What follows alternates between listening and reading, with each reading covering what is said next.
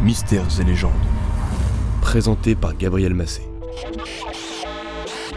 Bonjour à tous, que sait-on de la zone 51 ?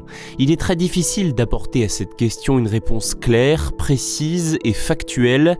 C'est un gros défi que je vais tenter de relever pour vous dans cet épisode, mais je vous préviens d'emblée, dans ce dossier il subsiste beaucoup de zones d'ombre et de mystères, des mystères souvent classés secret défense. Ce que l'on sait de manière certaine, c'est que la zone 51 est un terrain militaire situé dans le Nevada aux États-Unis, près de l'ancien lac asséché Groom Lake. La zone mesure environ 155 km².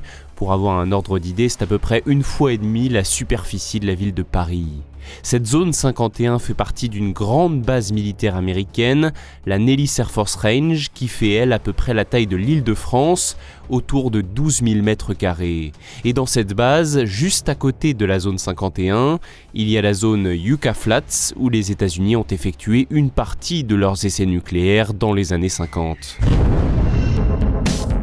L'accès à la zone 51 par voie terrestre est très restreint, le périmètre est extrêmement surveillé, des panneaux indiquent même que toute photographie est interdite, que le fait d'entrer dans la zone est puni de plus d'1 an d'emprisonnement et de 5 000 $ d'amende. C'est interdit, c'est secret, ça suscite donc l'intérêt. Justement, c'est ça qui m'intéresse.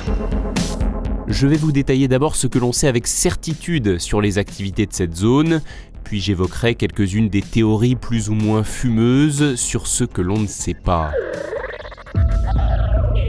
Déjà, avant l'été 2013, le gouvernement américain niait tout bonnement l'existence de la zone 51. Elle a été reconnue de fait quand des documents officiels ont été déclassifiés et qu'elle était évoquée dedans. Encore aujourd'hui, ces documents ne sont que partiellement lisibles, ils sont largement caviardés, c'est-à-dire que des mots ou des paragraphes ont été recouverts d'un surlignage noir. On apprend tout de même que la zone 51 a été un lieu de développement de projets secrets d'espionnage. C'est là-bas qu'ont notamment été développés les avions furtifs comme l'U-2 ou le SR-71 Blackbird, conçus pour filmer le territoire soviétique pendant la guerre froide.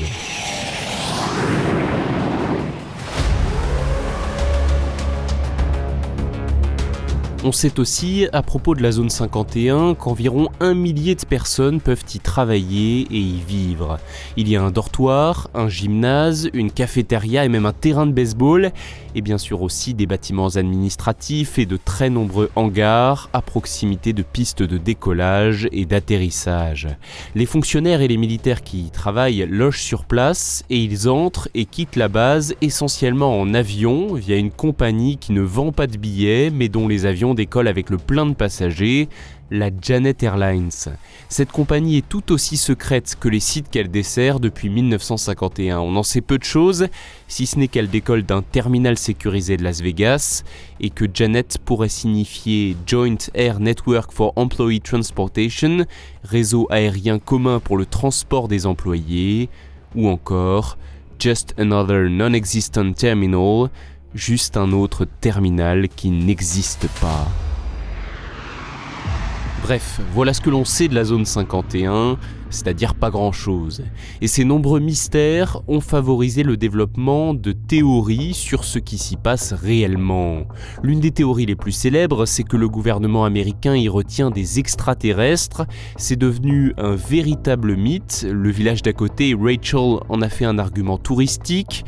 Et la route 375 qui conduit à la zone 51 a été renommée officiellement l'autoroute des extraterrestres.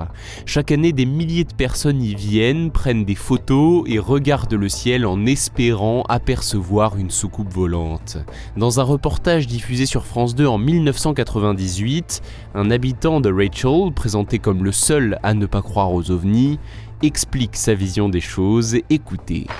Rachel se trouve juste à côté d'un des plus grands centres d'exercice de guerre du monde libre. Tous les avions, tous les pilotes de combat viennent ici s'entraîner au largage de bombes, aux combats entre avions de chasse et aux attaques aériennes de toutes sortes. Et tout ça au-dessus de Rachel, juste au-dessus de cette capitale des ovnis. Ceci provoque beaucoup de lueurs dans le ciel. Cela produit des flamboiements, des éclats de lumière très vifs, des bombardements. En fait, tout ce que l'on voit habituellement à la télévision quand il y a des guerres. Ça vous donne de très bons ovnis si vous avez envie de voir des ovnis. Je dis souvent qu'en fait, c'est lors de la première nuit ici que l'on voit le plus d'ovnis. Moi, personnellement, j'habite ici depuis 2 ans et demi et je n'ai jamais vu quoi que ce soit d'inexplicable. Les avions développés et testés dans la zone 51 faisaient penser à des soucoupes volantes, soit, mais alors d'où vient la légende qui dit que des extraterrestres sont retenus dans la base ? Pour comprendre cette histoire-là, il faut connaître l'affaire de Roswell. Un épisode entier de Mystères et légendes y sera sans doute un jour consacré, mais je vais déjà vous la résumer dans les grandes lignes.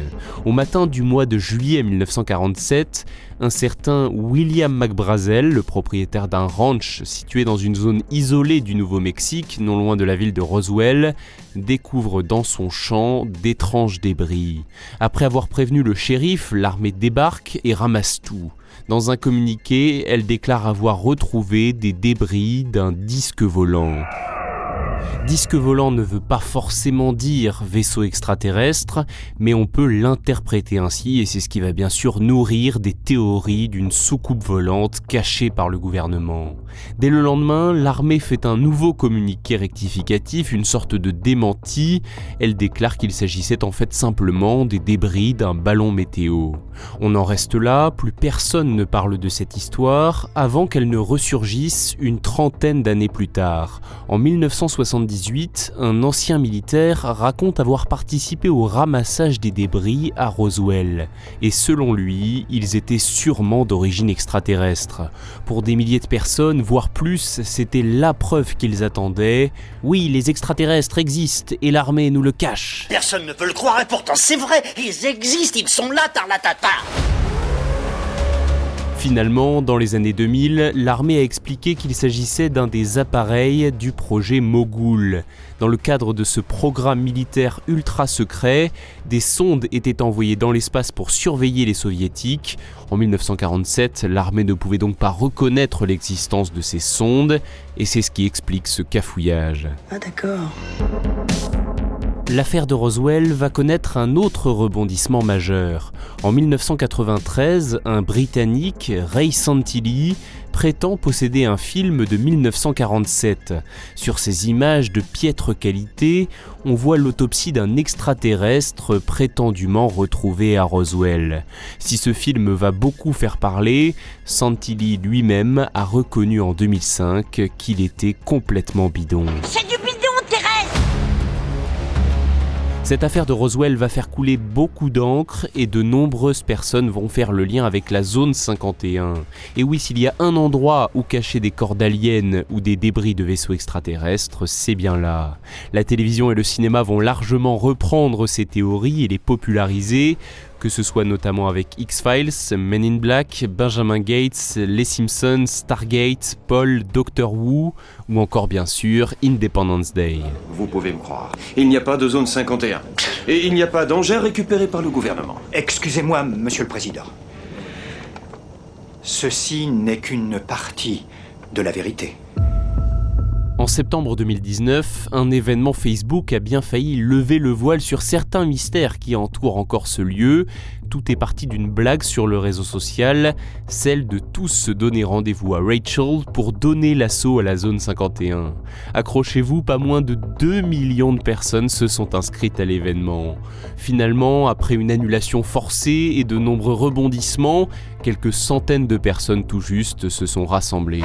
L'annonce virale sur les réseaux sociaux s'est transformée en un improbable festival dans ce coin perdu du Nevada. On imagine bien que vu la popularité de la zone 51, s'il y avait un jour vraiment eu des extraterrestres ou des soucoupes volantes cachées à l'intérieur, cela fait belle lurette que le gouvernement américain les aurait transférées dans une autre base, elle vraiment secrète. Merci d'avoir écouté cet épisode. S'il vous a intéressé, n'hésitez pas à vous abonner à Mystères et Légendes et à partager ce podcast. On se retrouve maintenant début octobre pour se plonger dans 2 histoires, à la fois incroyables et troublantes, de mystérieux enfants sauvages.